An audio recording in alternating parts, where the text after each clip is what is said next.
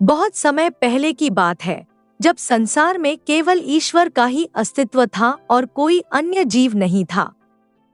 परंतु उस सर्वशक्तिमान ईश्वर के 3 पुत्र थे। बड़े पुत्र का नाम था राजकुमार चंद्रभान, जो महाकाव्यों में स्वर्ण युग के राजा के रूप में विख्यात था। दूसरे पुत्र का नाम था राजकुमार आयुष्मान और सबसे छोटे थे राजकुमार सूर्यभान, जो सूर्य प्रकाश और दिव्य ज्ञान का प्रतीक थे। कहा जाता है कि राजकुमार सूर्यभान का जन्म दिव्यता से हुआ था। उनकी कोई मां नहीं थी और वे स्वयं उत्पन्न हुए थे। अपनी अद्वितीय बहादुरी और अपार ज्ञान के कारण वे अपने पिता के अत्यंत प्रिय थे। राजमहल के बगीचे में एक अनोखा अनार का पेड़ था, जो साधारण पेड़ नहीं था। इस पेड़ पर केवल 3 अनार लगते थे और वे अनार साधारण फल नहीं थे। उनके भीतर के बीज बेशकीमती रत्नों की तरह थे, जो रात के अंधकार में दीपक के समान चमकते थे। इन अनारों का एक और रहस्य था। जब वे पूर्ण रूप से पक जाते तो वे 3 अनमोल और अपूर्व सुंदरियों में बदल जाते, जिन्हें नियति ने तीनों राजकुमारों की पत्नियां बनने के लिए चुना था। राजा को यह भलीभांति पता था कि इन अनारों में अद्भुत शक्तियां छिपी हैं और किसी भी दिन कोई शत्रु इन्हें चुराने का प्रयास कर सकता है। इसलिए राजा ने यह आदेश दिया कि हर रात उसका एक पुत्र अनार के पेड़ की रखवाली करेगा, ताकि इन अनमोल अनारों को कोई चुरा न ले। राजा का यह आदेश तीनों राजकुमारों ने हृदय से स्वीकार किया और रातों को वे बारी बारी से बगीचे की रक्षा करने लगे, इस आशा में कि एक दिन इन दिव्य अनारों से उनकी दुल्हनें प्रकट होंगी। एक बार की बात है, जब राजकुमार चंद्रभान अनार के उस चमत्कारी पेड़ की रखवाली कर रहे थे, तो दुर्भाग्यवश उन्हें रात में नींद ने घेर लिया। जब सुबह हुई तो एक अनार गायब था। यह देख राजा अत्यंत चिंतित हुए, लेकिन उन्होंने राजकुमार आयुष्मान को अगले दिन पेड़ की रखवाली का दायित्व सौंपा। किंतु विधि का विधान कुछ और था। अगली रात राजकुमार आयुष्मान भी नींद के आगोश में चले गए और सुबह होते ही दूसरा अनार भी गायब हो गया। राजा का मन भारी हो गया, क्योंकि अब केवल एक अंतिम अनार बचा था, जो उसके पुत्रों और राज्य के लिए अत्यंत महत्वपूर्ण था। अब तीसरी रात आई और इस बार बारी थी सबसे छोटे और बहादुर राजकुमार सूर्यभान की। लेकिन सूर्यभान जानता था कि यह साधारण परीक्षा नहीं थी। उसने ठान लिया कि चाहे कुछ भी हो जाए, वह इस अनार की रक्षा करेगा। वह समझ चुका था कि उसकी आंखों में नींद उसे धोखा दे सकती है, इसलिए उसने अपनी एक उंगली को काट लिया और उस पर नमक मल दिया। नमक की जलन असहनीय थी, लेकिन इसी पीड़ा के कारण वह जागता रहा, सतर्क और चौकस। रात का सन्नाटा गहराता गया और आधी रात बीतने के बाद अचानक आकाश में एक घने बादल का टुकड़ा पेड़ के ऊपर मंडराने लगा। वह कोई साधारण बादल नहीं था, उसमें से एक रहस्यमय हाथ प्रकट हुआ, जो धीरे धीरे अंतिम अनार की ओर बढ़ने लगा। राजकुमार सूर्यभान की आंखें चमक उठीं। जैसे ही हाथ ने अनार को छुआ, राजकुमार ने बिजली की गति से अपनी तलवार खींची और उस हाथ पर प्रहार किया। तलवार इतनी तीव्र थी कि उसने उस हाथ की एक अंगुली काट दी। कटे हुए हाथ से रक्त की बूंदें गिरने लगी और वह बादल तुरंत ही अदृश्य हो गया, मानो वह किसी और लोक से आया हो। राजकुमार सूर्यभान ने अपने साहस से अनार को बचा लिया, लेकिन वह जानता था कि यह घटना किसी बड़े रहस्य का संकेत थी। उस कटी उंगली में छिपी सच्चाई को जानना अब उसकी अगली चुनौती थी। सुबह होते ही जब राजा ने महल के बगीचे में खून की बूंदें देखीं, तो उसका हृदय चिंता से भर उठा। उसने तुरंत अपने तीनों पुत्रों को आदेश दिया, इन खून की बूंदों का पीछा करो, चोर का पता लगाओ और पहले के चोरी हुए अनारों को वापस लेकर आओ। तीनों राजकुमार बिना समय गंवाए अपनी यात्रा पर निकल पड़े। वे पहाड़ों की ऊंचाइयों और रेगिस्तानों की तपिश को पार करते हुए खून की बूंदों का अनुसरण करते गए, जब तक कि वे एक गहरे और भयावह कुएं तक नहीं पहुंच गए, जहां वह निशान समाप्त हो गया। सबसे बड़े राजकुमार चंद्रभान ने साहस दिखाते हुए कहा, मैं सबसे पहले नीचे जाकर जांच करूंगा। उसे एक रस्सी के सहारे कुएं में उतारा जाने लगा।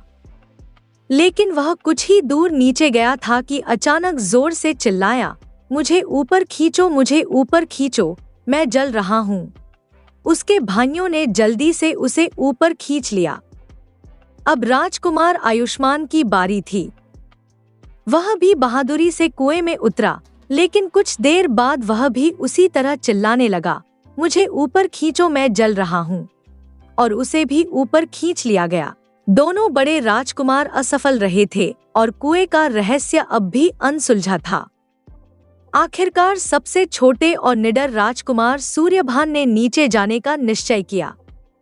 उसने अपने भाइयों से गंभीरता से कहा, चाहे मैं कितना भी जोर से चिल्लाऊं, तुम मुझे ऊपर मत खींचना, मुझे और नीचे जाने देना। अगर सूर्यास्त तक मेरी कोई खबर न मिले तभी घर लौट जाना। सूर्यभान का साहस और दृढ़ निश्चय उसके चेहरे पर साफ झलक रहा था। जैसे ही वह रस्सी के सहारे कुएं में उतरता गया, उसकी आंखों में दृढ़ता और दिल में बहादुरी का दीप जलता रहा। उसके भाइयों ने उसकी बात मानकर धैर्यपूर्वक उसका इंतजार किया, यह जानते हुए कि उनके छोटे भाई की परीक्षा बहुत कठिन थी और शायद वह कुएं के गहरे रहस्यों से साक्षात्कार करने वाला था। राजकुमार सूर्यभान ने साहस के साथ कुएं में प्रवेश किया। असहनीय गर्मी उसके चारों ओर फैल रही थी, लेकिन उसने हार नहीं मानी। वह धीरे धीरे नीचे उतरते गए, जब तक कि वह कुएं के तल तक नहीं पहुंचे। वहां का दृश्य देखकर वह स्तब्ध रह गए। उनके सामने एक अद्वितीय सुंदरी बैठी थी, जिसकी रूपराशि पूर्णिमा के चंद्रमा के समान उज्ज्वल थी। उसकी गोद में एक विशाल देवता का सिर रखा हुआ था और वह देवता भयंकर खर्राटे ले रहा था। उसके हर खर्राटे के साथ जैसे वातावरण गर्मी और धुएं से भर जाता था, मानो पृथ्वी के भीतर अग्नि का जन्म हो रहा हो। उस कन्या ने धीरे से फुसफुसाते हुए कहा, हे राजकुमार सूर्यभान, तुम यहाँ क्यों आए हो? यदि यह भयंकर देवता जाग गया तो यह तुम्हें जीवित नहीं छोड़ेगा। इसने पहले भी अनेक लोगों को अपनी क्रूरता से मार डाला है। अभी समय है, लौट जाओ, इससे पहले कि तुम्हारी जान खतरे में पड़ जाए। परंतु राजकुमार सूर्यभान, जो उस दिव्य सुंदरता को देखकर पहली ही नजर में मोहित हो गए थे, ने लौटने से इनकार कर दिया। उनके हृदय में प्रेम का दीपक जल चुका था। राजकुमार सूर्यभान मन ही मन उसे अपनी प्रेमिका मान चुके थे। उन्होंने कन्या से दृढ़ता से कहा, मैं यहाँ से नहीं जाऊंगा। मुझे बताओ कि तुम कौन हो और इस भयावह स्थान पर तुम क्यों हो? कन्या का मुखमंडल दुख और रहस्य से घिरा हुआ था, मानो उसके भीतर कोई गहरा सत्य छिपा हो। राजकुमार सूर्यभान के साहस और प्रेम से प्रेरित होकर वह धीरे धीरे अपना परिचय देने लगी। कन्या ने राजकुमार सूर्यभान को बताया कि उसे और उसकी 2 बहनों को 3 भयंकर देवों ने बंदी बना रखा था और हर बहन को उन्होंने अलग अलग गहरे कुओं में कैद कर रखा था। उन्हीं कुओं में देवताओं ने पूरी दुनिया से लूटी हुई अनमोल संपत्ति छिपा रखी थी, जिसे अब तक कोई पाने का साहस नहीं कर पाया था। राजकुमार सूर्यभान ने अपनी तलवार कसकर थामी और प्रण किया, मैं देवों का अंत करूंगा और तुम्हें और तुम्हारी बहनों को मुक्त कर दूंगा। परंतु यह युद्ध ईमानदार होगा। मैं सोते हुए शत्रु पर वार नहीं करूंगा। अतः वह पहले देव के पास पहुंचा जो गहरी नींद में था। राजकुमार ने धीरे से उसके पैरों के तलवे गुदगुदाए। राजकुमार ने देव के पैरों के तलुए तब तक खुजलाए जब तक कि वह अपनी आंखें खोलकर खड़ा नहीं हो गया। देव की आंखें क्रोध से लाल हो उठीं। वह गरजते हुए उठा और पास पड़ी चक्की का एक भारी पाट उठाकर राजकुमार पर फेंक दिया। परंतु राजकुमार विद्युत की गति से एक ओर हट गया और अपनी तलवार चमकाते हुए चिल्लाया, भगवान के नाम पर, और एक ही वार में देव को बीच से 2 भागों में विभाजित कर दिया। इसके बाद वह दूसरे कुएं की ओर बढ़ा। वहां भी उसने दूसरे देव का अंत किया और फिर तीसरे कुएं में जाकर अंतिम देव से सामना किया। हर बार उसकी तलवार देवों के क्रूर शासन का अंत करती रही। अंततः उसने तीनों बहनों को बंधन मुक्त किया और उन सभी को सुरक्षित बाहर निकाला। इस विजय के साथ ही राजकुमार ने उन कुओं से सारा खजाना भी एकत्र किया जो सदियों से देवों द्वारा लूटकर छिपाया गया था। तीनों बहनें राजकुमार की वीरता पर मुग्ध थीं। संध्या की बेला अभी तक आई नहीं थी और राजकुमार सूर्यभान के भाई उसकी प्रतीक्षा में थे। जैसे ही उसने उन्हें बुलाया, वे तुरंत रस्सी खींचने लगे। राजकुमार की प्रेमिका, जो अत्यंत बुद्धिमान और चालाक थी, वह चाहती थी कि सबसे पहले स्वयं राजकुमार ऊपर जाएं। वह जानती थी कि जब उसके भाई अमूल्य खजाने और गहनों को देखेंगे तो उनके मन में ईर्ष्या उत्पन्न हो जाएगी और शायद वे सूर्यभान को कुएं में ही छोड़ देंगे। लेकिन राजकुमार सूर्यभान अपने साहस और प्रतिष्ठा के कारण यह मानने को तैयार नहीं था। उसने हठपूर्वक कहा, पहले तुम ऊपर जाओगी। मैं तुम्हारा रक्षक हूँ और यही मेरा धर्म है। लड़की ने जब उसका अटल स्वभाव देखा और जब उसे समझ आया कि राजकुमार का मन बदलना असंभव है, तो उसने धीरे से कहा, अगर तुम्हारे भाई तुमसे विश्वासघात करें और तुम्हें यहाँ छोड़ दे तो दो बातें याद रखना जो तुम्हें मुझ तक पहुँचा सकती हैं। पहली यह कि इस भूमि में एक सुनहरा मुर्गा और एक सुनहरी लालटेन है।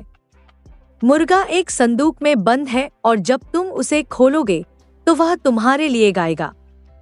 जैसे ही वह गाएगा, उसकी चोंच से अनगिनत रत्न और जवाहरात बरसेंगे। और वह लालटेन, वह स्वप्रकाशित है, उसकी ज्योति अनंतकाल तक जलती रहेगी। इन दोनों की मदद से तुम मुझे ढूंढ सकते हो।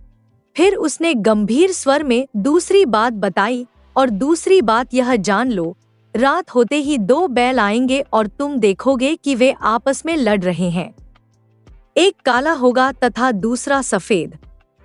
अगर तुम सावधानी से सफेद बैल पर सवार हो जाओगे तो वह तुम्हें कुएं से बाहर निकाल लेगा, लेकिन अगर तुम गलती से काले बैल पर चढ़ गए तो वह तुम्हें 7 पाताल की गहराइयों में गिरा देगा।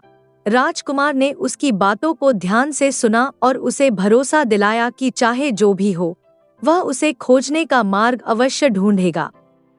जैसा कि वह लड़की पहले ही भविष्यवाणी कर चुकी थी, राजकुमार चंद्रभान और आयुष्मान जब कुएं से बाहर आई लड़कियों और सोने चांदी के भारी बक्सों को देख रहे थे, उनके दिलों में जलन और ईर्ष्या की अग्नि धधक उठी। उन्हें इस बात का भय सताने लगा कि उनके पिता, यह जानकर कि सूर्यभान ने इतनी महान वीरता दिखाई, अवश्य ही उसे राज्य का उत्तराधिकारी बना देंगे। लालच और द्वेष से अंधे होकर उन्होंने अपने ही भाई के जीवन की परवाह किए बिना रस्सी काट दी और बेबस राजकुमार सूर्यभान कुएं की अंधकारमय गहराइयों में जा गिरा। फिर अपने कुकर्म को छुपाते हुए वे दो राजकुमार घर लौटे और अपने पिता से झूठ बोलकर कहा, हमने लड़कियों को बचाया है, देवों का अंत किया है और सारा खजाना लेकर आए हैं। राजकुमार सूर्यभान वहीं रह गया और वह वापस नहीं लौटा। यह सुनकर राजा को अपने सबसे प्रिय पुत्र के खो जाने का बेहद दुख हुआ। उधर कुएं के तल में गिरा हुआ राजकुमार सूर्यभान टूटे हुए दिल और निराश मन से अपने भाग्य को कोस रहा था। तभी उसकी नजर उन दो बैलों पर पड़ी जिनकी लड़ाई की भविष्यवाणी उसकी प्रेमिका ने की थी। उत्साह में आकर वह तुरंत सफेद घोड़े पर सवार होने के लिए तेजी से कूदा, परंतु तभी कुछ ऐसा आश्चर्यजनक घटित हुआ कि दोनों बैल लड़ते लड़ते घूम गए और राजकुमार काले बैल की पीठ पर सवार हो गया। जैसे ही वह उसकी पीठ पर चढ़ा, बैल उसे 7 मंजिल नीचे पाताल की गहराइयों में ले गया। जब उसकी चेतना लौटी तो उसने अपने आप को एक अद्भुत हरे भरे चरागाह में पाया, जहां दूर कहीं एक विशाल नगरी के झरोखे चमकते हुए दिखाई दे रहे थे। राजकुमार प्यास और भूख से व्याकुल होकर उस नगरी की ओर बढ़ा। रास्ते में उसे एक किसान मिला जो अपने बैलों के साथ खेत जोत रहा था। राजकुमार ने उससे रोटी और पानी की विनती की। किसान ने उसकी ओर चिंता भरी निगाहों से देखा और धीमे स्वर में कहा, ध्यान से बात करो क्योंकि इस हरी भरी भूमि के पास ही 2 भयंकर शेर रहते हैं। अगर उन्होंने हमारी आवाज सुन ली तो वे मेरे बैलों को खा जाएंगे और हम भी उनकी खुराक बन सकते हैं। किसान की चेतावनी सुनकर राजकुमार सतर्क हो गया। किसान ने आगे कहा, तुम थोड़ी देर के लिए यह हल चलाओ, तब तक मैं तुम्हारे लिए कुछ खाने का प्रबंध करता हूँ। राजकुमार सूर्यभान ने अपने साहसी हृदय के साथ बैलों को ऊंचे स्वर में आज्ञा देते हुए हल चलाना आरंभ किया। उसके बुलंद स्वर को सुनते ही पास के जंगल से 2 भीषण शेर गरजते हुए उसकी ओर झपट पड़े। परंतु राजकुमार अपने साहस में अडिग था। उसने बिना हिचकिचाए उन शेरों को अपने बल से पकड़ लिया, बैलों को मुक्त कर दिया और शेरों को हल में जोत दिया। कुछ समय बाद जब किसान वापस लौटा तो यह दृश्य देखकर वह विस्मित और भयभीत रह गया। उसकी आंखों में अविश्वास की छाया थी। किंतु राजकुमार ने उसे शांत करते हुए कहा, डरो मत, अब ये शेर हानिरहित हैं। ये न तुम्हें और न ही तुम्हारे बैलों को कोई चोट पहुंचाएंगे। यदि फिर भी तुम इनसे भयभीत हो तो मैं इन्हें मुक्त कर दूंगा। किसान के चेहरे पर अब भी झिझक थी, अतः राजकुमार ने उसकी हिचकिचाहट को समझते हुए शेरों को हल से खोल दिया। शेर मानो अपनी बंदिशों से आजाद होते ही वहां से निकलकर उसी दिशा में लौट गए जहां से वे आए थे। किसान अपने अचरज में डूबा हुआ कुछ समय तक राजकुमार को देखता रहा। फिर उसने जो भोजन लाया था उसे राजकुमार के सामने रखा, लेकिन पानी का कोई अतापता न था। किसान ने गहरी सांस लेते हुए कहा, नगर में पानी का बहुत अभाव है, क्योंकि झरने के मुहाने पर एक भयंकर अजगर सो रहा है। हर शनिवार शहर की एक लड़की को उसकी बलि चढ़ाने के लिए झरने के पास ले जाया जाता है। जब अजगर उसे खाने के लिए आगे बढ़ता है तो झरने की धारा कुछ समय के लिए खुलती है। उसी थोड़े वक्त में लोग अगले सप्ताह के लिए पानी एकत्र कर पाते हैं। यह सुनकर राजकुमार चिंतित हो गया। किसान ने अपनी बात आगे बढ़ाई, इस शनिवार को राजा की बेटी की बारी है। उसे अजगर के भोजन के रूप में समर्पित किया जाएगा ताकि नगरवासियों को पानी मिल सके। राजकुमार सूर्यभान के भीतर का नायक जाग उठा। वह जानता था कि एक और साहसिक कार्य उसकी प्रतीक्षा कर रहा है।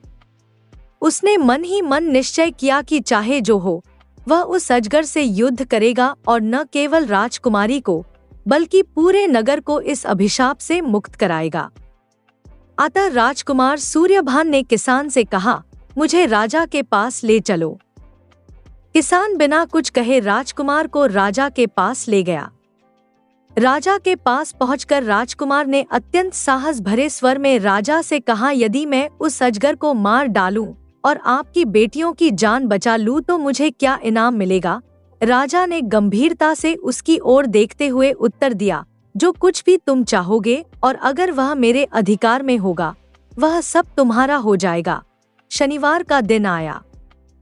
पूरे नगर में डर और आशंका का माहौल था। राजकुमार सूर्यभान राजकुमारी के साथ उस भयानक अजगर का सामना करने के लिए झरने के पास पहुंचा। जैसे ही अजगर फुंफकारते हुए राजकुमारी को निगलने के लिए आगे बढ़ा, राजकुमार ने भगवान का स्मरण किया, अपनी तलवार खींची और एक ही वार में उस राक्षसी अजगर का अंत कर दिया। अजगर धरती पर धड़ाम से गिरा और नगर के लोगों के चेहरे पर जैसे नया सवेरा चमक उठा। झरने की धाराएं फिर से बह निकली और शहर में जश्न और उत्सव की लहर दौड़ पड़ी। राजा ने राजकुमार सूर्यभान की वीरता का सम्मान करते हुए उसकी इच्छा पूछी। सूर्यभान ने नम्रता से उत्तर दिया, मुझे केवल एक ही इनाम चाहिए, अपने वतन लौटने का साधन। राजा ने उसकी आंखों में गर्व से देखा और कहा, केवल एक ही शक्ति ऐसी है जो तुम्हें 7 मंजिल नीचे से तुम्हारे देश तक पहुंचा सकती है, वह है महान और दिव्य पक्षी सीमुर्ग। यह पक्षी न केवल अपनी अलौकिक शक्तियों के लिए प्रसिद्ध है, बल्कि वह परम ज्ञान और सिद्धता का प्रतीक भी है। सीमुर्ग का वास उस पवित्र वृक्ष पर है जो समुद्र के मध्य में खड़ा है। उस वृक्ष में संसार की सभी वनस्पतियों के बीज विद्यमान है। जब भी सीमुर्ग उस पेड़ से उड़ता है तो 1000 शाखाएं फूटती हैं, और जब भी वह उस पर उतरता है तो कई हजार शाखाएं टूटती हैं, और इसी प्रकार जीवन का चक्र चलता रहता है। अत्यंत पुरानी महान कथाओं के अनुसार सीमुर्ग, वह दिव्य पक्षी अल्बोर्ज पर्वत के शिखर पर निवास करती थी, जिसे पर्वत घाव कहा जाता था। यह पक्षी न केवल अपने विशाल आकार और अलौकिक शक्तियों के लिए प्रसिद्ध थी, बल्कि उसके जीवन से जुड़ी एक दुखद कहानी भी थी। हर वर्ष सीमुर्ग अपने घोंसले में 3 अंडे देती थी, और हर बार एक भयंकर सांप उसके चूजों को खा जाता था। इस दुख से व्याकुल वह पक्षी अत्यंत दुखी रहती है, और उसे अब तक कोई ऐसा वीर साहसी नहीं मिला जो उसके बच्चों को बचा सके।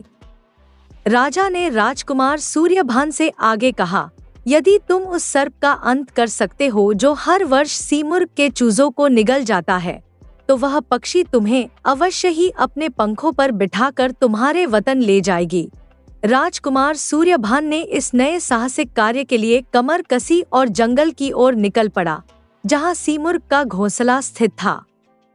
कई पहाड़ों और घाटियों को पार करने के बाद अंततः वह उस विशाल वृक्ष के पास पहुंचा, जहां सीमुर्ग ने अपना घोंसला बनाया था। उसने पेड़ की ऊंची शाखाओं पर नजर डाली, जहां सीमुर्ग के नन्हे चूजे भय और चिंता में कांप रहे थे। तभी उसकी दृष्टि एक भयंकर सर्प पर पड़ी, जो पेड़ पर चढ़ते हुए मासूम चूजों की ओर बढ़ रहा था। राजकुमार ने अपनी तलवार कसकर पकड़ी और बिना किसी विलंब के भगवान का स्मरण करते हुए सर्प पर टूट पड़ा। कुछ ही पलों में उसकी तलवार ने उस सर्प को टुकड़ों में विभाजित कर दिया। फिर उसने कुछ सर्प के टुकड़े भूखे चूजों को खिलाए, जो अपनी मां की प्रतीक्षा कर रहे थे। बाकी बचे टुकड़े उसने बाद के लिए रख दिए और स्वयं थकान से चूर होकर पेड़ के नीचे सो गया। सीमुर्ग, जो अब तक अपने शिकार के लिए दूर उड़ान पर थी, जब लौटकर अपने घोंसले के ऊपर पहुंची तो उसने राजकुमार को सोते हुए देखा। यह सोचकर कि वही व्यक्ति हर साल उसके बच्चों को खाता था, वह क्रोध में भर उठी और तुरंत उसे मारने के लिए तैयार हो गई। लेकिन तभी उसके चूजे जोर जोर से चिल्लाए, नहीं, उसे मत मारो। यह तो वह वीर है जिसने हमें सर्प से बचाया है। इसने तो हमारे जीवन की रक्षा की है। सीमुर्ग ने जब यह सत्य सुना और देखा कि सर्प मरा पड़ा है, तो उसका हृदय कृतज्ञता से भर गया। उसने अपने विशाल सुनहरे पंखों को फैलाया और सोते हुए राजकुमार सूर्यभान के सिर पर छाया कर दी, मानो उसकी रक्षा कर रही हो। जब राजकुमार सूर्यभान की आंखें खुली तो उसने सीमुर्ग को अपने पास खड़ा पाया। सीमुर्ग के दिव्य स्वरूप को देखकर उसके मन में गहरा सम्मान और कृतज्ञता का भाव उमड़ आया। उसकी गरिमा और विशालता ने राजकुमार सूर्यभान को बहुत प्रभावित किया। सीमुर्ग ने अपनी मधुर वाणी में कहा, तुमने मेरे बच्चों की रक्षा की है, मैं तुम्हारा कृतज्ञ हूँ। बताओ वीर, तुम यहाँ किस कारण से आए हो और मुझसे क्या चाहते हो? राजकुमार सूर्यभान ने अपनी पूरी कहानी सीमुर्ग को सुनाई, कैसे उसके भाइयों ने उसे धोखा दिया, कैसे वह 7 मंजिल नीचे गिरा और कैसे उसे अपने वतन लौटने की व्याकुलता है। उसकी बातों को सुनकर सीमुर्ग ने अपनी बुद्धिमानी से उसे मार्ग दिखाया। उसने कहा, यदि तुम मुझसे अपनी मदद चाहते हो तो मेरे लिए एक छोटा सा काम करो। राजा के पास जाओ और उससे 7 बैलों का मांस मांगो। उनकी खाल से 7 चमड़े के थैले बनवाकर उन्हें पानी से भर दो। यह हमारा मार्ग का भोजन होगा और तब मैं तुम्हें तुम्हारे घर तक ले जाऊंगी। राजकुमार ने उसकी बात मान ली और राजा के पास जाकर उसके आदेश का पालन किया। वह वापस आया और 7 पानी के थैले और 7 बैलों का मांस लेकर सीमुर्ग के पास पहुंचा। सीमुर्ग ने उसे समझाया, जब मैं कहूँ कि मुझे भूख लगी है तो मुझे मांस का एक टुकड़ा दे देना, और जब मैं कहूँ कि मुझे प्यास लगी है तो मुझे एक थैले का पानी दे देना। रास्ते में राजकुमार ने वही किया जैसा सीमुर्ग ने कहा था। वह एक एक करके थैले खाली करता गया और मांस के टुकड़े सीमुर्ग को देता गया। यात्रा लंबी थी। अंततः जब एक भी मांस का थैला नहीं बचा था, सीमुर्ग ने अचानक कहा, मुझे भूख लगी है, परंतु अब और मांस नहीं बचा था। राजकुमार ने बिना किसी हिचक के अपनी तलवार खींची और अपनी जांग से एक टुकड़ा मांस काटकर सीमुर्ग को दे दिया। सीमुर्ग ने तुरंत यह महसूस कर लिया कि यह मानव मांस था और उसकी आत्मा राजकुमार के इस बलिदान पर पुलकित हो उठी। उसने उसे अपने पंखों में संभाल लिया और बिना कुछ कहे उसे सुरक्षित उसके गंतव्य तक पहुंचाया। जब वे धरती पर उतरे, राजकुमार ने सीमुर्ग को धन्यवाद कहा और आग्रह किया कि वह अब वापस उड़ जाए। परंतु सीमुर्ग ने राजकुमार की जांग की ओर देखा जहां से मांस काटा गया था। उसने उसका संभाल कर रखा हुआ मांस वापस उसकी जांग पर रख दिया। फिर उसने अपनी चोंच से अपनी दिव्य लार को राजकुमार की घाव पर लगाया।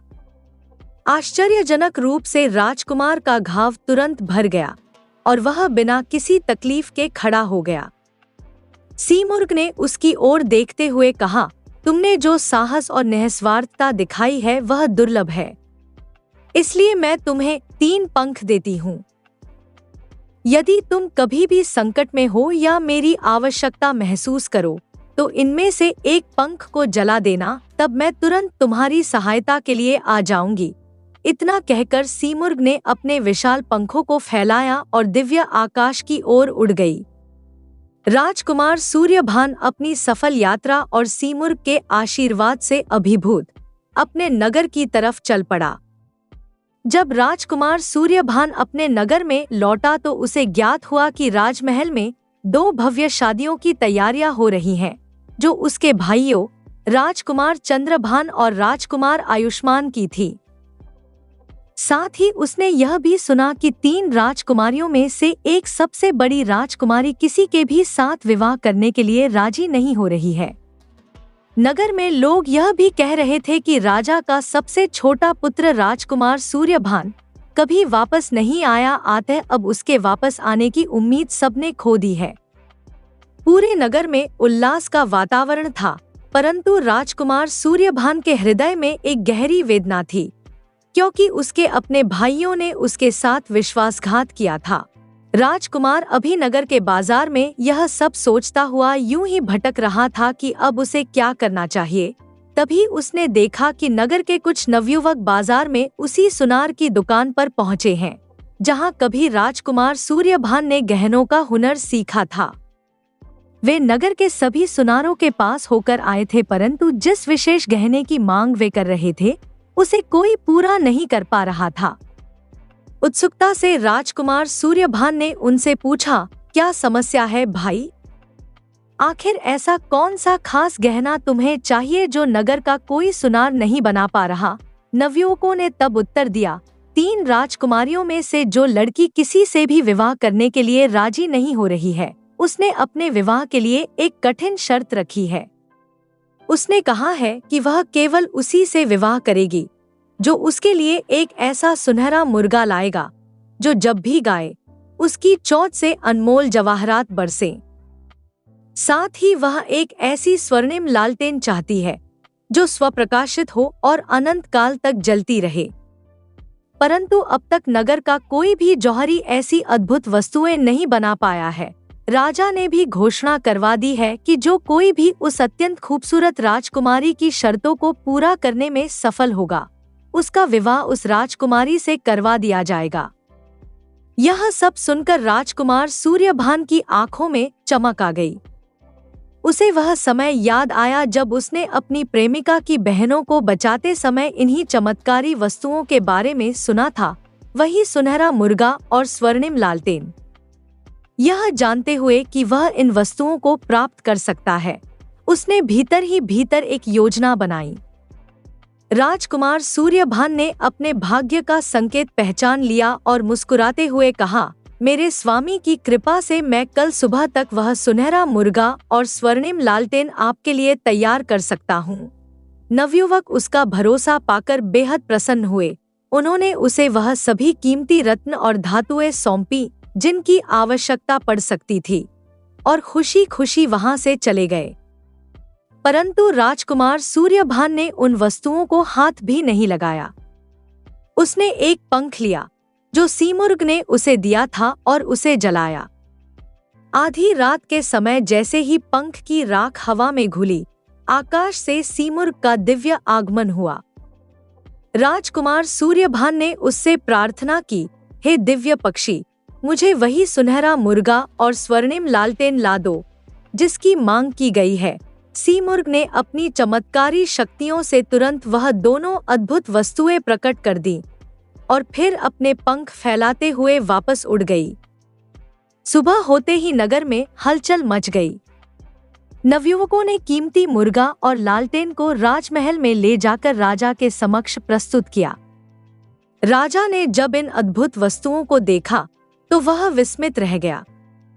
उसने वे वस्तुएं राजकुमारी के पास भिजवाएं। राजकुमारी उन वस्तुओं को देखते ही समझ गई कि राजकुमार सूर्यभान वापस लौट आए हैं। उसने राजा से विनती की और कहा कि तुरंत उस युवक को दरबार में बुलाया जाए जिसने यह सब तैयार किया था। राजा ने उन नवयुवकों को उस व्यक्ति को दरबार में लाने का आदेश दिया। जैसे ही वह दरबार में पहुंचा, राजा ने तुरंत पहचान लिया कि यह कोई और नहीं बल्कि उनका खोया हुआ सबसे प्यारा पुत्र राजकुमार सूर्यभान था। राजा की आंखों में आंसू थे। उसने तुरंत राजकुमार को गले से लगा लिया। सूर्यभान ने अपने पूरे साहसिक जीवन की कहानी राजा को सुनाई। कैसे उसके भाइयों ने उसे धोखा दिया, कैसे वह गहरे कुएं में गिरा और कैसे उसने अपनी मेहनत और ईश्वर की कृपा से हर कठिनाई को पार किया। राजा ने उसकी बातों को ध्यान से सुना और क्रोधित होकर कहा, मैं तुम्हारे भाइयों को उनके छल के लिए कड़ी सजा दूंगा। लेकिन राजकुमार सूर्यभान ने अपने पिता के चरणों में गिरकर विनती की, पिताजी, कृपया मेरे भाइयों को माफ कर दें। जो हुआ वह अतीत है। आज मैं यहाँ हूँ और यही सबसे बड़ी जीत है। राजा ने अपने पुत्र की उदारता को देखकर उसकी बात मान ली और भाइयों को क्षमा कर दिया। राजकुमारी सूर्यभान को देखकर बहुत खुश हो गई। सूर्यभान ने अपने हाथों से उसे वे कीमती वस्तुएं सौंपी और राजकुमारी के सामने विवाह का प्रस्ताव रखा। राजकुमारी तो यही चाहती ही थी। उसने तुरंत विवाह के लिए हाँ कर दी। नगर में सूर्यभान की वापसी का बड़ा उत्सव मनाया गया और साथ ही तीनों राजकुमारों की 3 भव्य शादियां पूरे धूमधाम से संपन्न हुईं। इसके अतिरिक्त एक और सबसे बड़ा सम्मान राजकुमार सूर्यभान को तब मिला जब राजा ने उसे सिंहासन का उत्तराधिकारी घोषित किया। सभी नगरवासी उस दिन को याद करते रहे जब न्याय, साहस और प्रेम की विजय हुई। राजकुमार सूर्यभान ने अपनी नई जिम्मेदारियों को ग्रहण किया और उसके राज्य में सभी आनंद और सुख से रहने लगे। अगली कहानी। प्राचीन काल में किसी देश में शालिग्राम नामक एक धर्मपरायण राजा राज्य करता था। उसकी कई रानियां थीं और उसका राज्य धन-धान्य से परिपूर्ण था। महलों की शान, अनगिनत नौकर चाकर, संपत्ति और वैभव। राजा के पास किसी भौतिक सुख की कमी न थी। परंतु इतने ऐश्वर्य के बावजूद राजा के हृदय में एक गहरी पीड़ा थी। उसकी कोई संतान नहीं थी। उसे यही चिंता दिन रात सताती रहती कि उसके बाद कौन राज्य की बागडोर संभालेगा, उसका वंश कैसे आगे बढ़ेगा। समय बीतता गया लेकिन राजा की यह बेचैनी समाप्त नहीं हुई। अंततः उसकी प्रार्थनाएं रंग लाईं और ईश्वर ने उसकी पुकार सुन ली। राजा के राजमहल में 3 कन्याओं का जन्म हुआ। वह अत्यंत प्रसन्न हुआ और पुत्रियों को पुत्रों के समान ही मानकर उनका पालन पोषण करने लगा। उसने अपनी पहली पुत्री का नाम आलिया, दूसरी का नाम रूपशा और तीसरी सबसे प्रिय पुत्री का नाम अलीशिया रखा। यद्यपि तीनों पुत्रियां राजा के लिए समान रूप से प्रिय थीं, परंतु अलीशिया के प्रति राजा का स्नेह कुछ विशेष था। वह न केवल उसकी सबसे छोटी पुत्री थी, बल्कि उसमें एक गहरी सादगी, विनम्रता और प्रेम भाव था जो उसे और भी अधिक प्रिय बना देता था। अलीशिया भी अपने पिता से अत्यधिक प्रेम करती थी और उनका सम्मान करती थी। राजा शालिग्राम के जीवन में अब संतोष था, क्योंकि उसकी 3 पुत्रियां उसके वंश की धरोहर थी।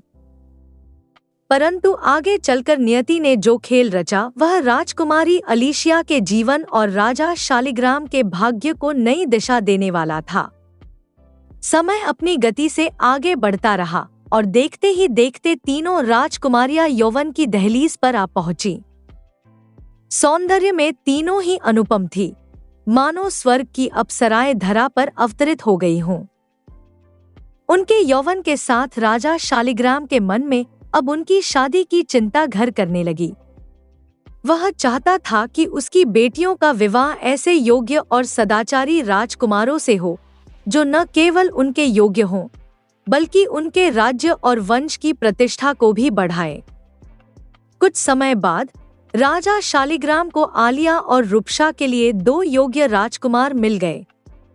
बड़े धूमधाम और वैभव के साथ उसने अपनी बड़ी पुत्री आलिया का विवाह अल्बनी के पराक्रमी राजकुमार से कर दिया।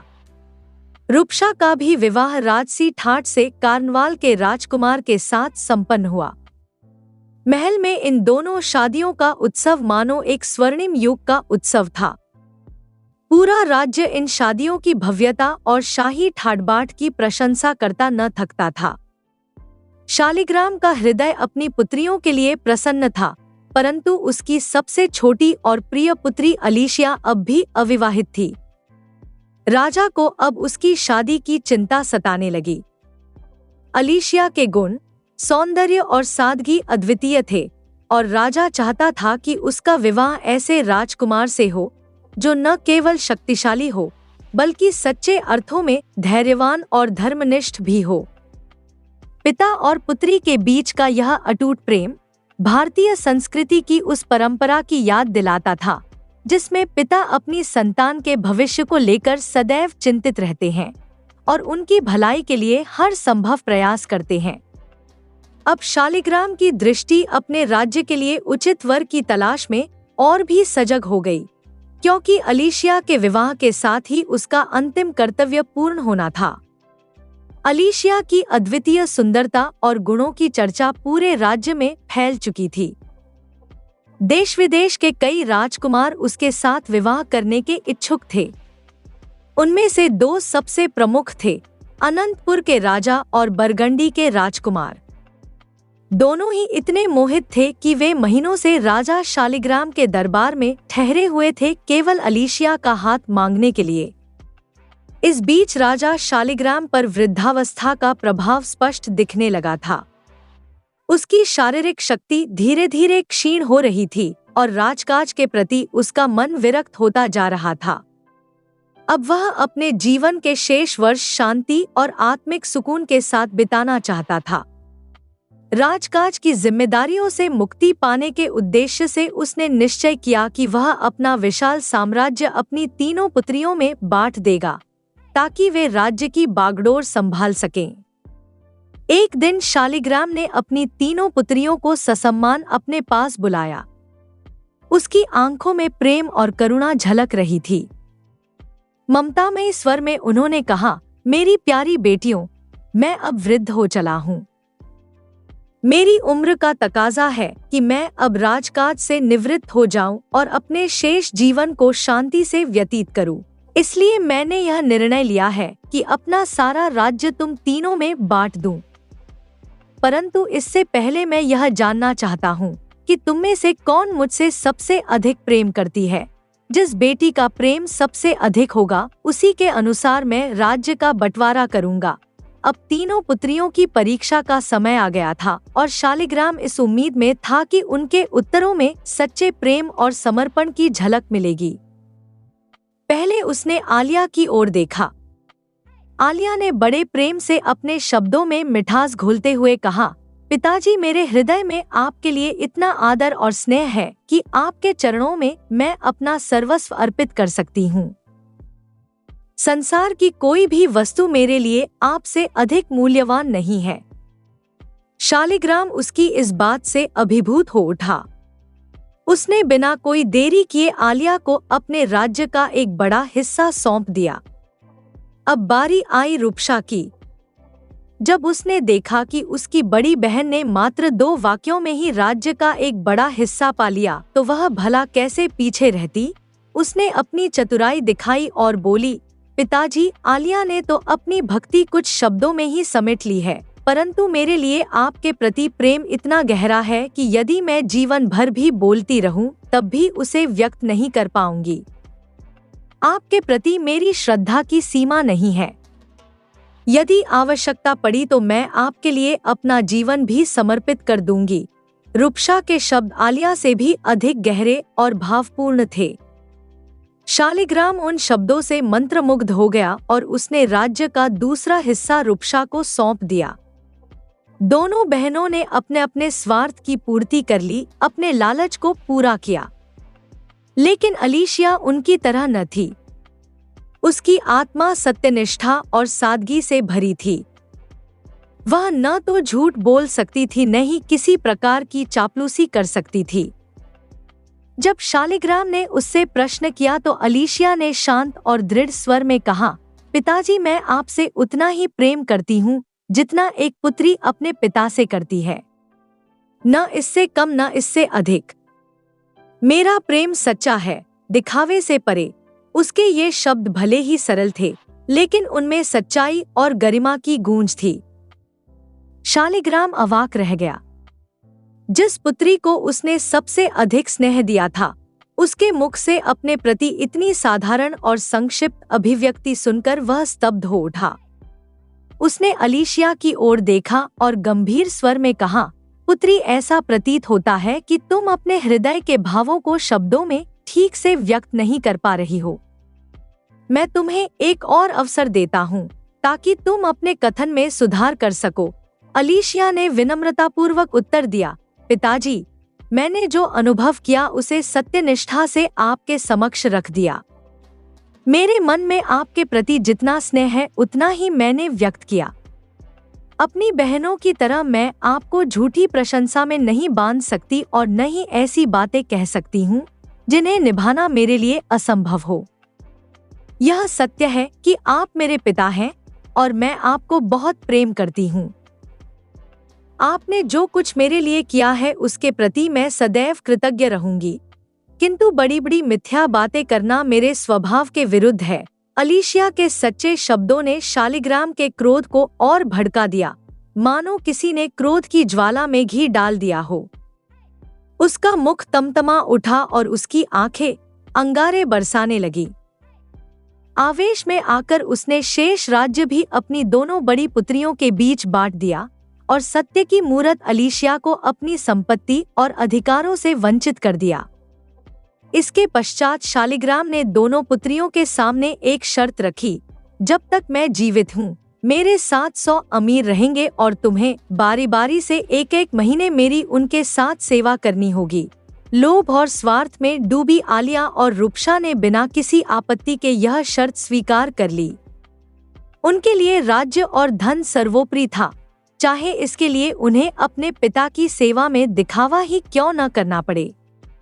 संपत्ति के लोभ में उन्होंने वह सब स्वीकार कर लिया जो आगे चलकर उनके और शालिग्राम के जीवन में विनाशकारी परिणामों का द्वार खोलने वाला था। जब शालिग्राम के इस हठीले और अंधे निर्णय की खबर उसके मंत्रियों तक पहुंची, तो वे सभी दुखी हो उठे। एक निर्दोष, सत्यनिष्ठ और वफादार पुत्री के प्रति ऐसा अन्यायपूर्ण व्यवहार सभी के लिए असहनीय था, परंतु शालिग्राम की सत्ता और क्रोध के भय से कोई भी उसके सामने मुख खोलने का साहस नहीं कर सका। सभी मौन धारण कर इस अन्याय को सहन कर गए।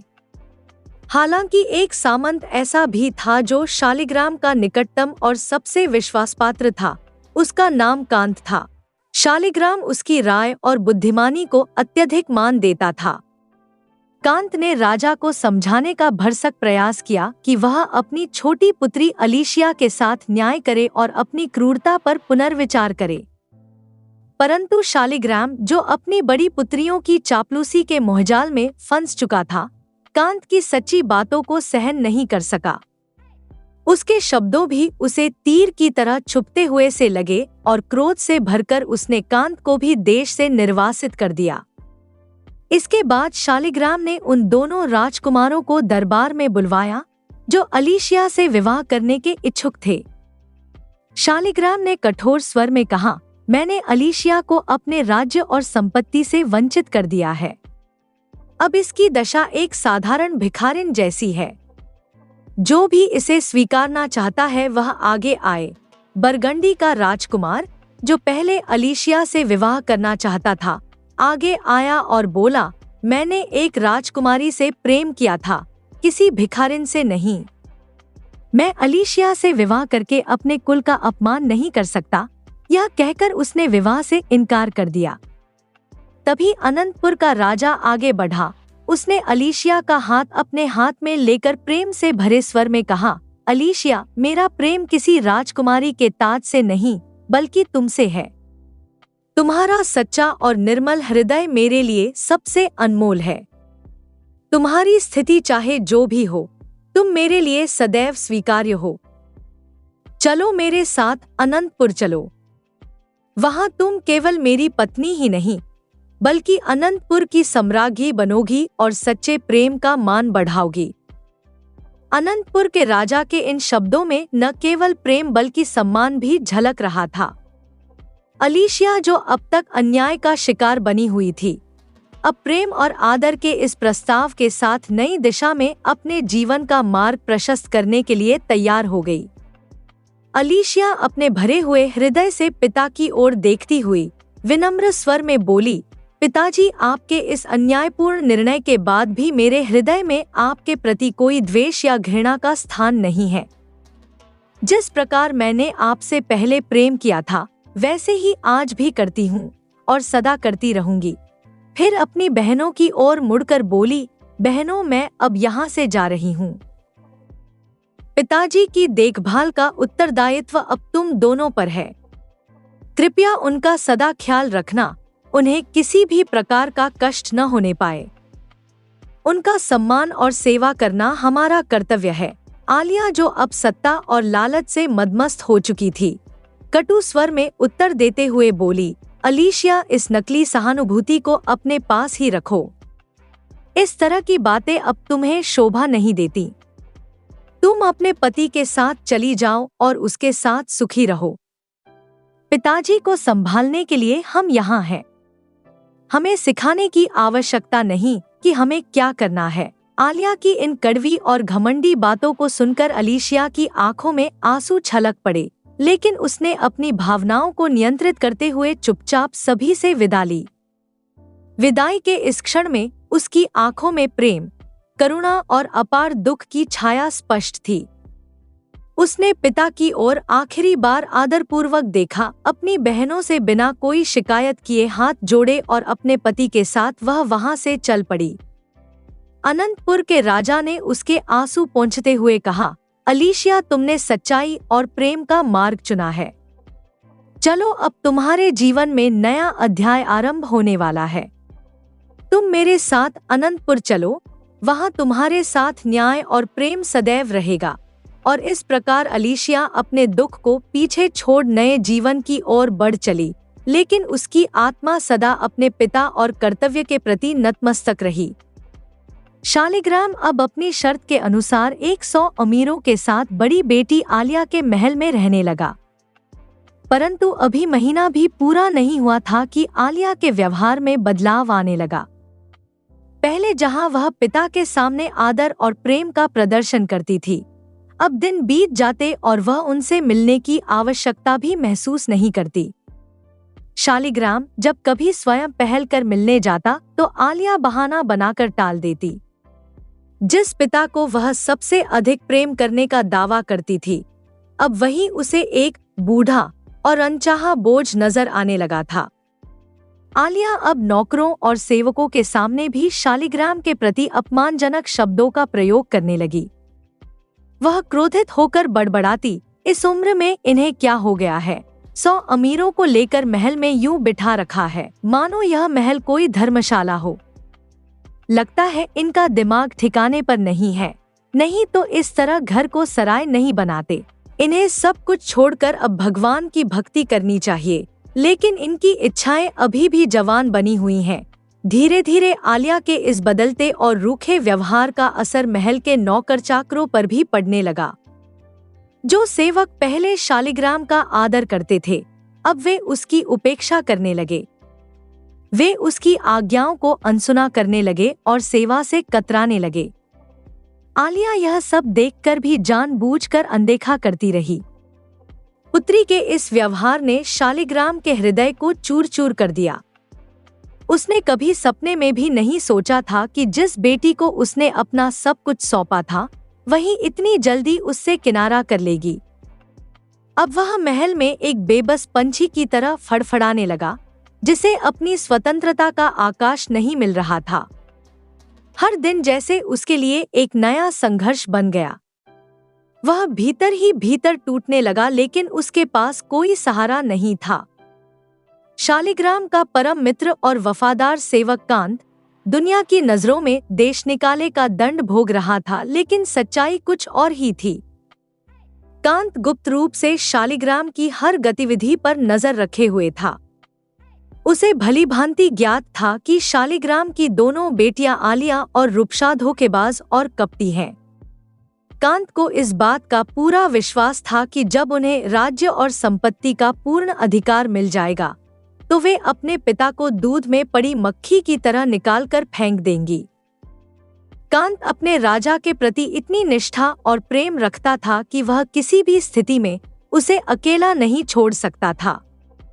इसलिए एक दिन कांत ने नौकर का वेश धारण किया और शालिग्राम के पास पहुंचा। उसके बदले हुए रूप के कारण शालिग्राम उसे पहचान नहीं सका। कांत ने विनम्रतापूर्वक निवेदन किया, महाराज, मैं एक गरीब व्यक्ति हूँ। मुझे काम की तलाश है। क्या आप मुझे अपने पास नौकर रख लेंगे? मैं आपकी सेवा तनमन से करूँगा। शालिग्राम ने उसका कंधा थपथपाते हुए दुख भरे स्वर में कहा, मेरे बेटे, इस समय मैं स्वयं दूसरों पर निर्भर हूँ।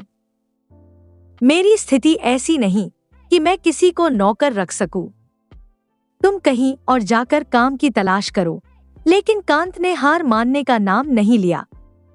वह फिर से निवेदन करते हुए बोला, राजन, मुझे धन की आवश्यकता नहीं है। मैं बचा हुआ भोजन खाकर ही आपकी सेवा करता रहूंगा। कृपया मुझे अपने से दूर न कीजिए। शालिग्राम थोड़ी राहत महसूस करते हुए बोला, ठीक है, लेकिन तुम कौन कौन से काम जानते हो? कांत ने विनम्रता से उत्तर दिया, महाराज, मैं सफाई से लेकर मेहमानों की सेवा तक हर काम कर सकता हूँ। आप जो भी काम देंगे मैं उसे पूरी निष्ठा से करूँगा। शालिग्राम ने उसकी बातों से प्रभावित होकर पूछा, बातों से तो तुम बड़े होशियार लगते हो। तुम्हारा नाम क्या है? कांत ने आदरपूर्वक कहा, हुजूर, सब मुझे कायस के नाम से जानते हैं। आप भी मुझे इसी नाम से पुकार सकते हैं। उसी दिन से कांत कायस के नाम से शालिग्राम की सेवा में नियुक्त हो गया। पहले ही दिन उसे अपनी स्वामी भक्ति दिखाने का अवसर मिल गया। एक राजसेवक ने किसी बात को लेकर शालिग्राम को क्रोधित होकर कठोर शब्दों में डांट दिया और तिरस्कार भरी नजरों से देखने लगा।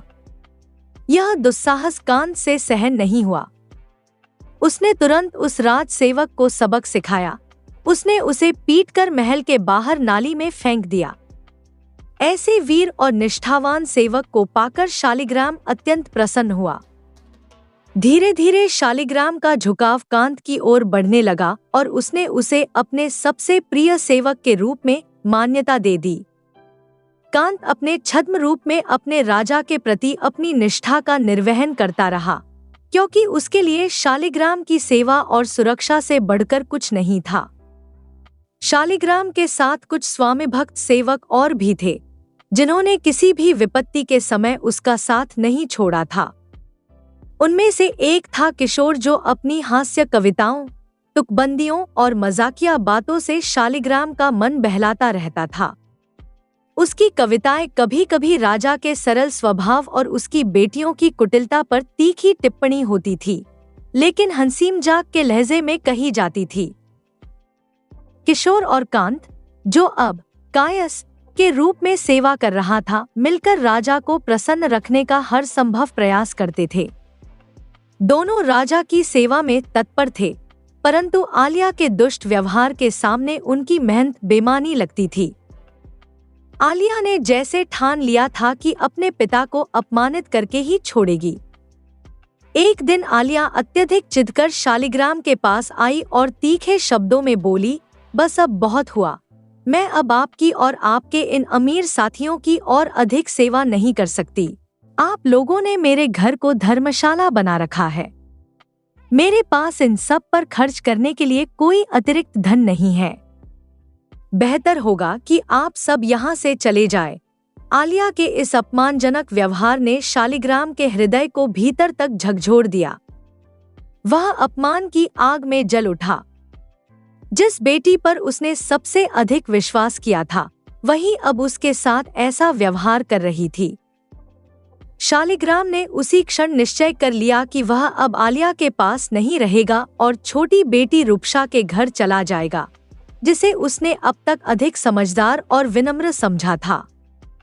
शालिग्राम का आदेश मिलते ही उसके सेवक, जिनमें कांत और किशोर प्रमुख थे, तुरंत यात्रा की तैयारियों में जुट गए। वे जानते थे कि अब उनका राजा आलिया के महल में और अधिक नहीं टिक सकता। उसी दिन सब कुछ सुसज्जित कर लिया गया और शालिग्राम अपने दिल पर लगे गहरे घावों के साथ रूपसा के महल की ओर प्रस्थान करने की तैयारी करने लगा, यह सोचते हुए कि शायद वहां उसे शांति और सम्मान मिल सके। लेकिन कांत और किशोर के मन में संशय था कि क्या रूपसा वास्तव में अपने पिता के प्रति वफादार रहेगी या उसकी भी कुटिलता जल्द ही सामने आ जाएगी। अगले दिन शालिग्राम और उसके 100 साथी रथों पर सवार होकर प्रस्थान के लिए तैयार हुए। महल छोड़ने से पहले शालिग्राम ने आखिरी बार आलिया के महल की ओर देखा। उसकी आंखों में अपमान और पीड़ा की गहरी छाया थी। करुण स्वर में उसने आकाश की ओर देखते हुए प्रार्थना की, हे परमात्मा, आलिया जिसने मेरी संतान होते हुए भी मुझे अपमानित किया, तिरस्कार किया और मुझे मेरे ही महल से निकलने पर मजबूर किया, उसके हृदय में कभी प्रेम का अंकुर न फूटे। मैं उसे शाप देता हूँ कि उसे कभी संतान का सुख न मिले। जैसे इसने मुझे पीड़ा दी, वैसे ही यह भी जीवन भर दुखों की ज्वाला में जलती रहे।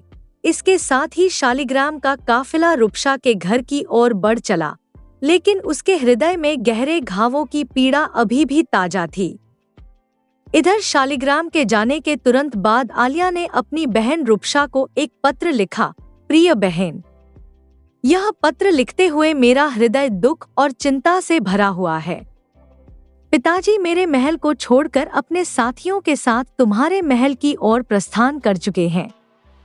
इस बात से लोग यह सोच सकते हैं कि मेरे सेवा सत्कार में कोई कमी रह गई होगी, जिसके कारण पिताजी यहाँ से इतनी जल्दी चले गए। मैं नहीं चाहती कि तुम या कोई और इस बात को गलत तरीके से समझे, इसलिए मैं तुम्हें पूरी स्थिति से अवगत कराना चाहती हूँ। पिताजी का व्यवहार अब असहनीय होता जा रहा है। उनके साथ 100 अमीर लोग रहते हैं, जिनका भार और जिम्मेदारी मेरे ऊपर है। उनका यह काफिला न केवल महल के संसाधनों पर भारी पड़ता है, बल्कि उनके अत्यधिक अधिकारों और अनुचित मांगों के कारण मेरा जीवन भी अस्त-व्यस्त हो गया है। वे हर समय किसी न किसी प्रकार की सेवा और आदर की अपेक्षा रखते हैं, जो अब मेरे लिए संभव नहीं रह गया है। इसलिए मैंने उन्हें अपने घर से जाने का सुझाव दिया। आलिया का पत्र न केवल उसकी कुटिलता को दर्शाता था, बल्कि रूपसा को यह संदेश भी दे रहा था कि अब शालिग्राम के साथ रहने की चुनौती उसकी थी। आलिया जानती थी कि रूपसा भी इस दुविधा का सामना करेगी और वह इसे अपने तरीके से हल करना चाह रही थी, ताकि उसे किसी प्रकार का दोष न लगे। अतः उसने पत्र में आगे और लिखा, बहन, पिताजी शर्त के अनुसार अपने 100 अमीर साथियों के साथ मेरे महल में रह रहे थे और मैंने अपनी ओर से हर संभव कोशिश की कि उनकी सेवा में कोई कमी न हो। मेरा हृदय तो यह चाहता था कि मैं जीवन भर उनकी सेवा करती रहूं, लेकिन बहन, उनके साथियों की असीमित मांगों और फिजूल खर्ची ने मुझे भीतर तक झकझोर कर रख दिया है। उनके हर एक साथी ने स्वयं को राजा समझ रखा था। दिन रात शराब के प्याले छलकते रहे, तरह तरह के स्वादिष्ट व्यंजन परोसे जाते रहे और नौकर चाकरों की पूरी फौज उनकी सेवा में लगी रही। महल का खजाना उनकी बेतुकी फरमाइशों को पूरा करने में खाली होता जा रहा था, फिर भी उनके मन में संतोष का नामो निशान नहीं था। वे मुझसे और भी अधिक की अपेक्षा रखते थे। बहन, कोई भी व्यक्ति हो, इस स्थिति में उसका धैर्य जवाब दे जाता। मैं भी आखिर एक साधारण इंसान हूँ, कब तक इस बर्बादी को देखती रहती? मैं मानती हूँ कि पिताजी हमारे आदरणीय हैं, उनकी सेवा करना हमारा धर्म है, परंतु इसका यह अर्थ तो नहीं कि हम उनकी हर अनुचित मांग को भी बिना सोचे समझे पूरा करते रहें। मैंने यही बात उन्हें समझाने की कोशिश की, लेकिन उनका स्वभाव अब ऐसा हो गया है कि उन्होंने इसे अपना अपमान समझ लिया और मुझसे नाराज होकर महल छोड़कर चले गए। असल में देखा जाए तो इसमें उनका दोष नहीं है, वे अपने साथियों के प्रभाव में आ गए हैं, जो उन्हें हर समय ऐशो आराम और विलासिता के रास्ते पर खींचते रहते हैं, ताकि उनकी अपनी सुख सुविधाओं में कमी न आए। मैंने तुम्हें यह सारी स्थिति स्पष्ट कर दी है, अब यह तुम्हारे ऊपर निर्भर है कि तुम मेरे अनुभव से कुछ सीखती हो या नहीं। अगर तुम पिताजी की हर अव्यावहारिक मांग को पूरा करती रहोगी तो एक दिन तुम्हें भी यही परेशानियां झेलनी पड़ेंगी। इसलिए सोच समझकर निर्णय लेना और वही करना जो तुम्हारे लिए उचित हो। शुभकामनाओं सहित, आलिया। आलिया के इस पत्र ने उसकी चालाकी और समझदारी को उजागर कर दिया। वह एक तरफ अपने पिता से मुक्ति चाहती थी और दूसरी तरफ रूपसा को भी उनके बोझ से बचने के उपाय सिखा रही थी, परंतु उसकी सलाह में छिपी मक्कारी और स्वार्थ ने यह भी स्पष्ट कर दिया कि वह पिता की सेवा में नहीं, बल्कि अपने हित में ही लगी थी। आलिया ने पत्र संदेशवाहक को सौंपते हुए उसे सख्ती से समझाया, सुनो, यह पत्र रूपसा तक महाराज के वहां पहुंचने से पहले ही पहुंचना चाहिए। इस कार्य में जरा भी देरी नहीं होनी चाहिए। अगर तुमने यह काम सही से किया तो तुम्हें इनामों से नवाजा जाएगा, पर ध्यान रहे, रूपसा तक महाराज से पहले पहुंचना अनिवार्य है। संदेशवाहक ने पत्र को कमर में सुरक्षित रखा, आलिया को प्रणाम किया और तुरंत ही अपने काम में जुट गया। तेजी से महल से बाहर निकलकर वह पूरे उत्साह के साथ रूपसा के पास रवाना हो गया। इधर शालिग्राम ने अपने वफादार सेवक कायस को रूपसा के महल में अपने आगमन की सूचना देने के लिए भेजा। अपने पत्र में शालिग्राम ने लिखा था कि वे शीघ्र ही उसके महल में पधारने वाले हैं, इसलिए वह उनके स्वागत के लिए सारी तैयारियां कर ले। कायस जब रूपसा के महल में पहुंचा तो उसकी नजर आलिया के संदेशवाहक पर पड़ी, जिसे उसने कुछ समय पहले ही मार मार कर नाली में फेंक दिया था। कायस उसे देखते ही भांप गया कि यह सारा खेल क्या है। उसकी आंखें क्रोध से जलने लगी और बिना एक पल गवाए उसने उस संदेशवाहक की जमकर धुनाई शुरू कर दी। संदेशवाहक दर्द से कराहते हुए सहायता के लिए चिल्लाने लगा। जब रूपसा को इस झगड़े की खबर मिली तो उसने तुरंत अपने सैनिकों को भेजकर कायस को बंदी बना लिया। कायस को पकड़कर महल के भीतर लाया गया। उसी समय राजा शालिग्राम का काफिला भी महल के द्वार तक पहुंच चुका था। मुख्य द्वार से अंदर प्रवेश करते ही शालिग्राम की नजर सबसे पहले कायस पर पड़ी, जो जंजीरों से जकड़ा हुआ बेबस जमीन पर पड़ा था। यह मंजर देखकर शालिग्राम स्तब्ध रह गया। वह तो राजसी ठाट-बाट और भव्य स्वागत की आशा लेकर आया था, किंतु यहाँ की सूनी सूरत ने उसकी उम्मीदों को बिखेर दिया। न द्वार पर कोई सेवक खड़ा था, न स्वागत का कोई निशान। शालिग्राम ने गहरी सांस लेते हुए द्वारपाल से पूछा, राजकुमारी कहाँ है? द्वारपाल ने सिर झुकाकर उत्तर दिया, महाराज, इस समय राजकुमारी विश्राम कर रही हैं। उनसे भेंट करने के लिए आपको प्रातःकाल तक प्रतीक्षा करनी होगी। अभी उनसे मिलना संभव नहीं है। यह सुनते ही शालिग्राम का चेहरा क्रोध से तमतमा उठा। उसकी आंखों में अपमान की ज्वाला भड़क उठी। वह दहाड़ते हुए बोला, द्वारपाल, जाओ और राजकुमारी से कहो कि उनके पिता महाराज शालिग्राम पधारे हैं। द्वारपाल ने शांत स्वर में उत्तर दिया, क्षमा करें महाराज, अब आप राज सिंहासन पर नहीं बल्कि एक सामान्य आश्रित हैं, और यह राजकुमारी का ही आदेश है कि उनके विश्राम में कोई बाधा न डाले। आज वे किसी से भी भेंट नहीं करेंगी। यह शब्द शालिग्राम के हृदय पर जैसे वज्र बनकर गिरे। यह बातचीत अभी चल ही रही थी कि शालिग्राम की दृष्टि अचानक आलिया पर पड़ी, जो महल के दूसरे द्वार से अंदर प्रवेश कर रही थी। उसके स्वागत में रूपसा पहले से ही उपस्थित थी। यह दृश्य देखकर शालिग्राम का हृदय दुख और क्रोध से भर उठा। वह पीड़ा से तड़पती आवाज में बोला, आलिया, क्या तुम्हारे हृदय में अपने पिता के प्रति तनिक भी सम्मान नहीं बचा? यहाँ भी तुम मेरे दुख को और बढ़ाने आई हो।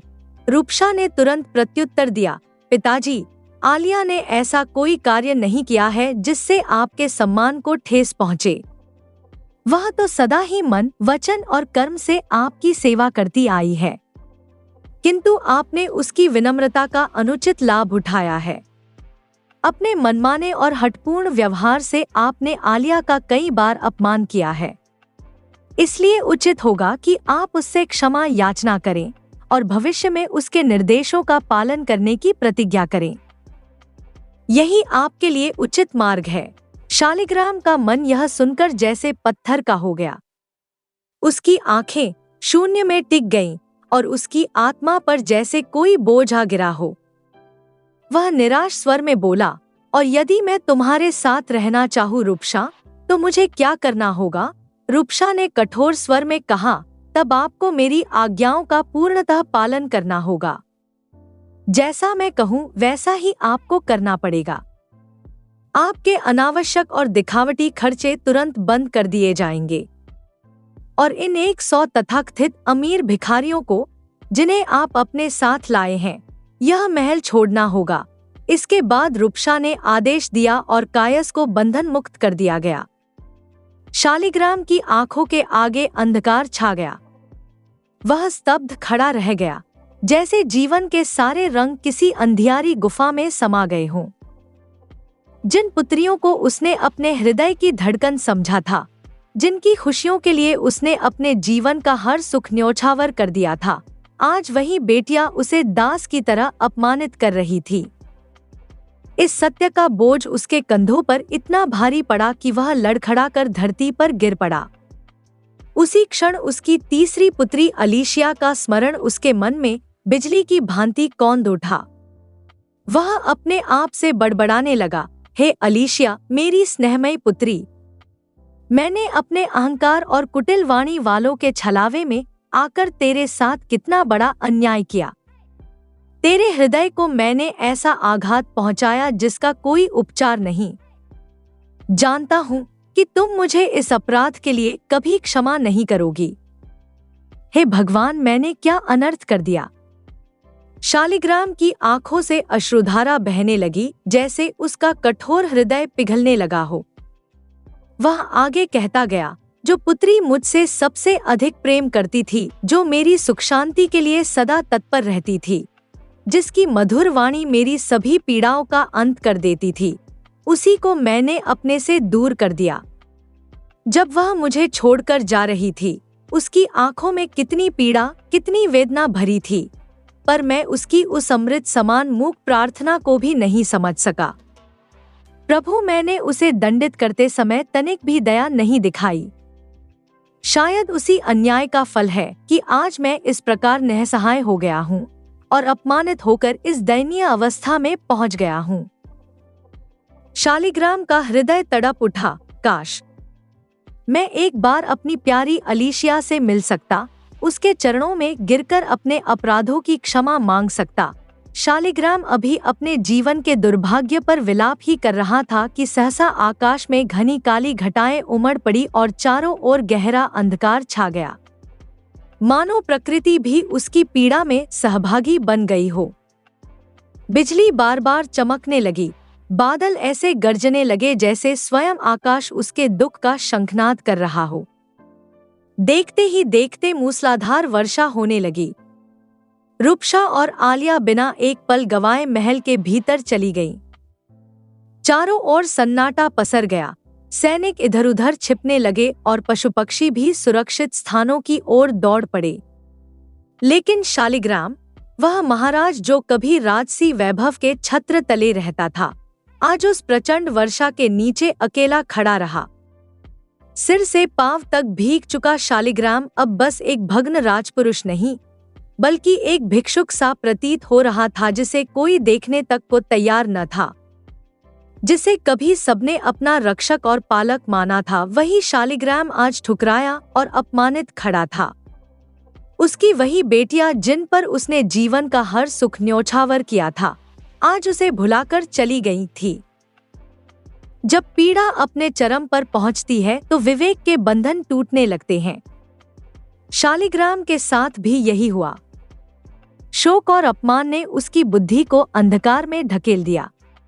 वह पागलों की तरह चिल्लाने लगा, आओ हे आंधियों, आओ हे प्रचंड तूफानों, सब कुछ अपनी चपेट में ले लो।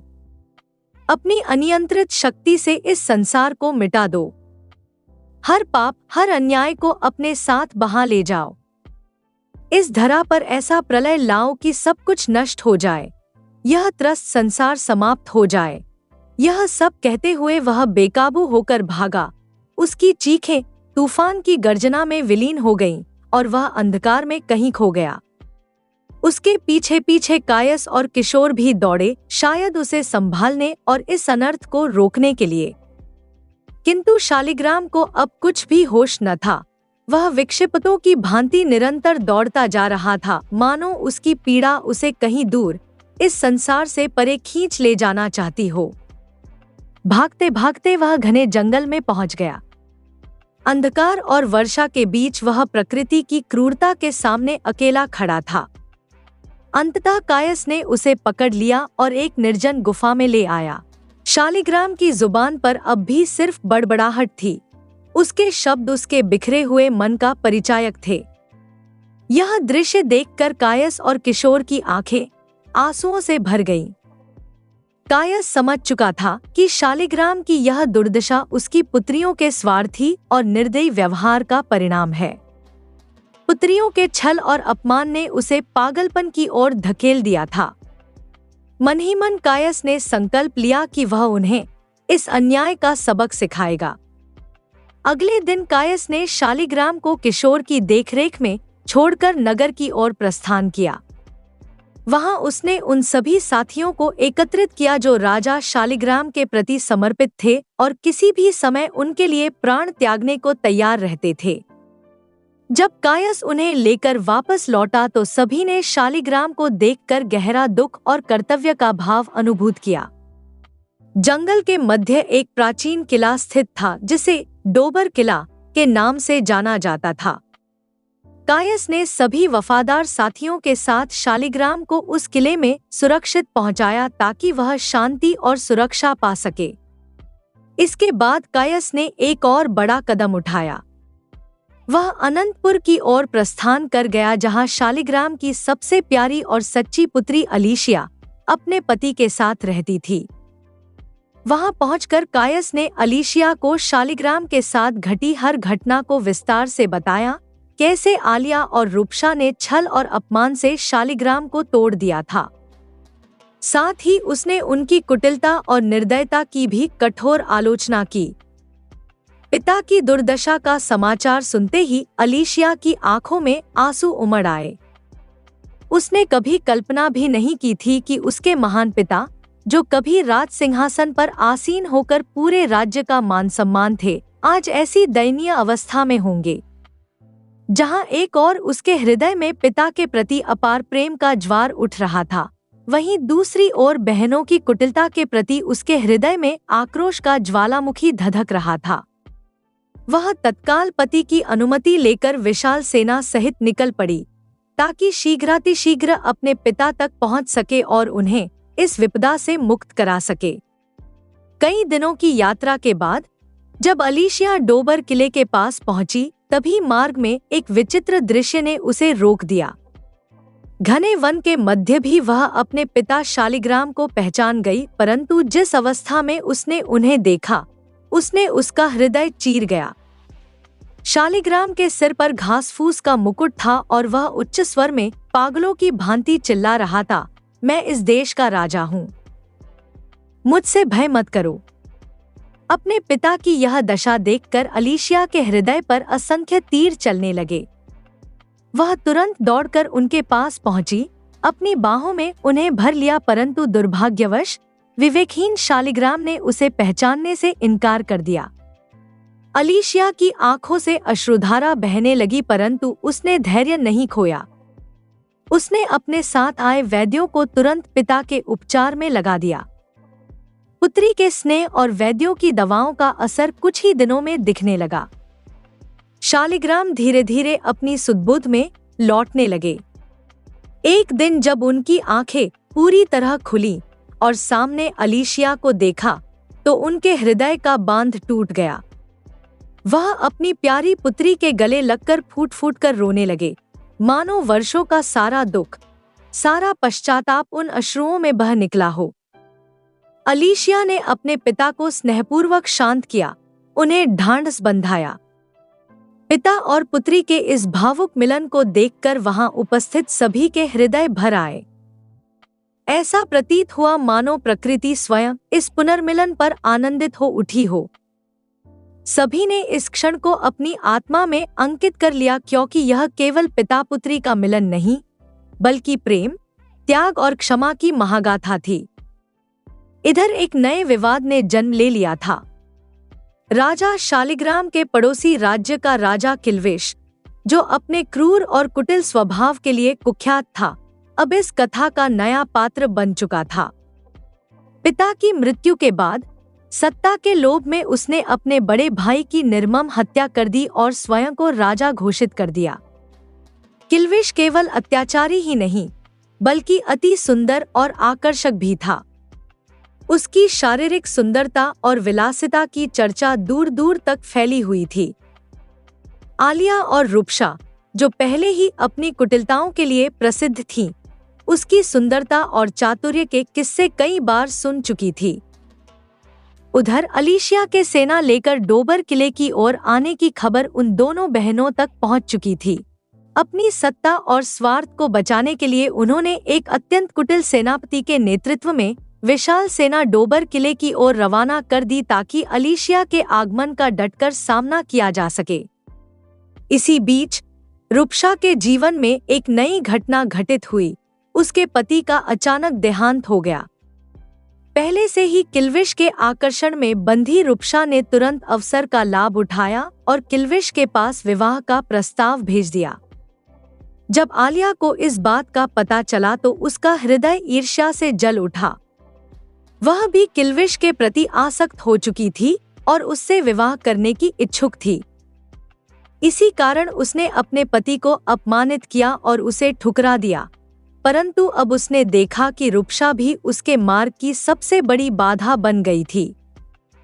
रूपसा ने जिस तरह किल्विश के करीब आने की कोशिश की, उससे आलिया का क्रोध और द्वेष और भी बढ़ गया। आलिया ने ठान लिया कि रूपसा को इस रास्ते से हमेशा के लिए हटा देगी। अतः एक दिन आलिया ने अपनी बहन रूपसा को भोजन के लिए आमंत्रित किया, परंतु उसके मन में कुटिलता और विष का ही अड्डा बस चुका था।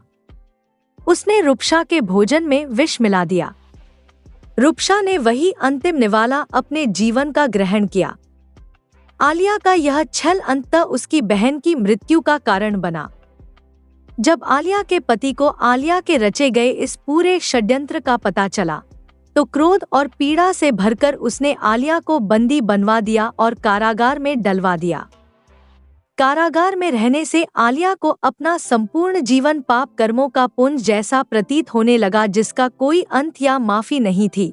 अतः आत्मग्लानि और पछतावे ने आलिया की आत्मा को इस हद तक जकड़ लिया कि उसने कारागार में ही फांसी लगाकर अपनी जीवन लीला समाप्त कर ली।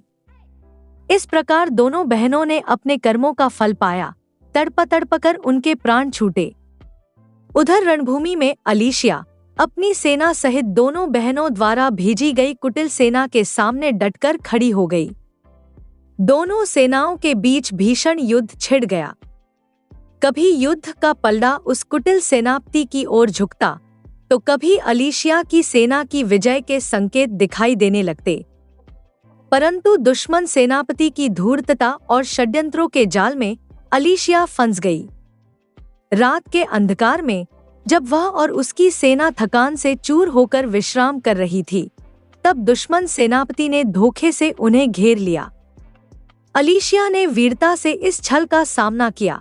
अंतिम क्षण तक वह अपने पिता और अपने राज्य के सम्मान के लिए लड़ी, लेकिन नियति ने उसके लिए कुछ और ही ठान रखा था। दुश्मन सेनापति की तलवार ने उसकी जीवन डोर को तोड़ दिया और अलीशिया रणभूमि में बलिदान हो गई। जब यह दुखद समाचार शालिग्राम तक पहुंचा, तो उसकी आत्मा पर मानो घने अंधकार का पहाड़ टूट पड़ा। उसकी आंखें पथरा गईं और मन में अनगिनत टुकड़े हो गए। आलिया और रूपशा की मृत्यु का उसे कोई खेद नहीं था, परंतु अलीशिया, जो उसकी आत्मा की सबसे प्रिय थी, उसका बलिदान उसके जीवन की सबसे बड़ी क्षति बन गया। शालिग्राम अपनी प्रिय पुत्री का नाम पुकारते हुए उसी क्षण प्राण त्याग कर गया। पिता पुत्री का यह अनंत और अटूट प्रेम मृत्यु के बंधनों से परे था। सभी ने मिलकर पिता और पुत्री की अंत्येष्टि एक साथ एक ही स्थान पर की। यह अंत्येष्टि केवल उनका अंतिम संस्कार नहीं था, बल्कि यह प्रेम, बलिदान और कर्तव्य का एक अमर प्रतीक बन गई। उन दोनों की स्मृति उस भूमि में सदैव के लिए अमिट हो गई, जहां स्नेह और त्याग की यह अनूठी कहानी इतिहास बनकर रह गई। धन्यवाद।